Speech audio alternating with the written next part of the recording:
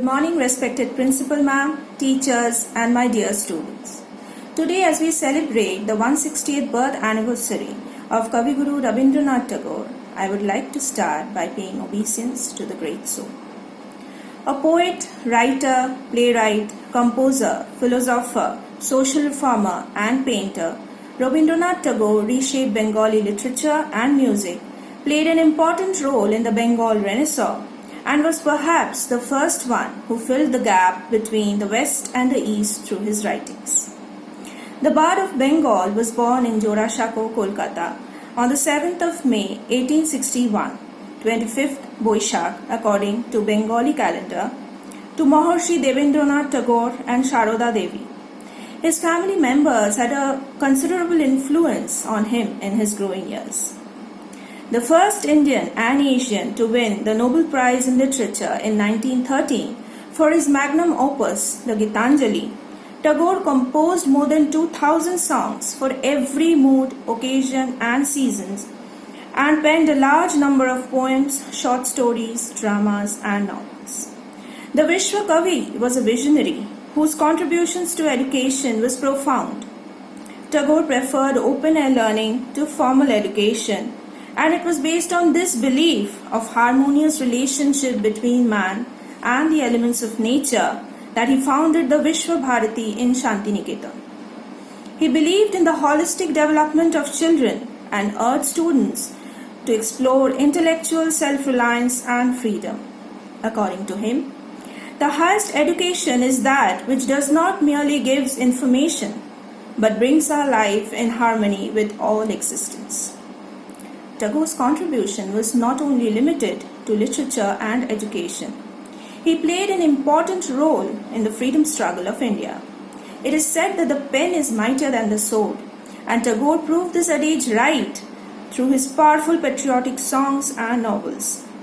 Such was his love for his country that he renounced his knighthood given by the British to protest against the Jallianwala Bagh massacre in 1919. He also wrote two national anthems, Jana Gana Mana for India and Amar Sonar Bangla for Bangladesh, and also inspired the Sri Lankan national anthem, Sri Lanka Matha.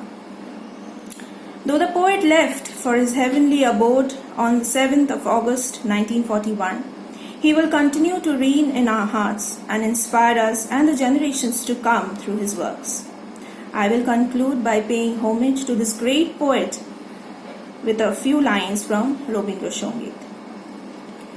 দাঁড়িয়ে আছো তুমি আমার গানের পারে, আমার সুরগুলি পায় চরণ, আমি পাইনে তোমারে, দাঁড়িয়ে আছো তুমি আমার গানের পারে। Thank you. বিশ্ব সাহিত্যিক কবিগুরুর জন্মবার্ষিকী উপলক্ষে Techno India group public school Nabadwip আয়োজন করতে চলেছে রবীন্দ্র জয়ন্তী অনুষ্ঠানের। তাই আমরা এই উপলক্ষে আজ কবিগুরুর স্বরচিত খেয়া কবিতাটি উপস্থাপন করতে চলেছি। খেয়া নৌকা পারাপার করে নদী স্রোতে, কেহ যায় ঘরে, কেহ আসে ঘর হতে, দুই তীরে দুই গ্রাম আছে জানাশোনা, সকাল হইতে সন্ধ্যা করে আনাগোনা, পৃথিবীতে কত দ্বন্দ্ব কত সর্বনাশ, নূতন নূতন কত গড়ে ইতিহাস। রক্ত প্রবাহের মাঝে ফেনাইয়া ওঠে, সোনার মুকুট কত ফুটে আর টুটে, সভ্যতার নব নব কত তৃষ্ণা ক্ষুধা, উঠে কত হলাহল উঠে কত সুধা, শুধু হেতা দুই তীরে কেবা জানে নাম, দোহা পানে চেয়ে আছে দুইখানি গ্রাম, এই খেয়া চিরদিন চলে নদী স্রোতে, কেহ যায় ঘরে কেহ আসে ঘর হতে।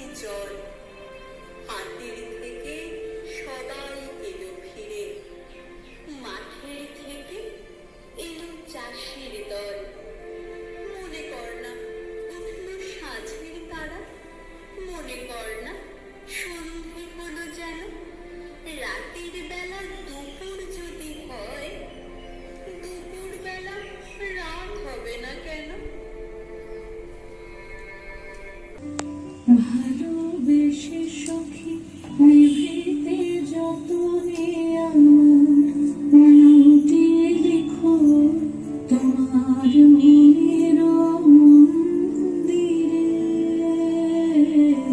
ভালোবেসে সখী নিভৃতে যতনে আমার নামটি লিখো তোমার মনের মন্দিরে। আমারও পরাণে যে গান বাজেছে তাহার তালটি শেখো তোমার চরণ মঞ্জিরে। ভালোবেসে সখী নিভৃতে যতনে আমার নামটি লিখো তোমার